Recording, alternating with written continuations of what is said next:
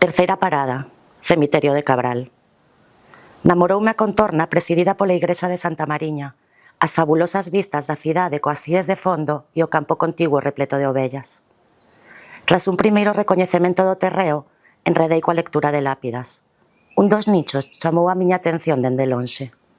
Non lucía a típica figuriña de Xesús, da Piedade, ou de algún santo irrecoñecible para esta atea.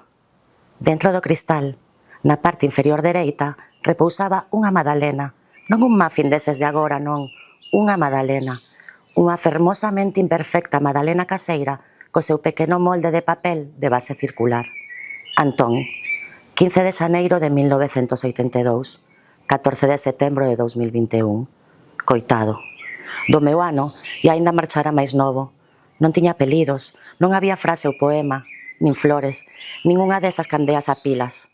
Só aquela magdalena. Semellaba que non levaba moito alí, aínda parecía tenra e non tiña mozo. Pasmei mirando para ela. Quen a deixara aí? Por qué? Que significaba na vida de Antón?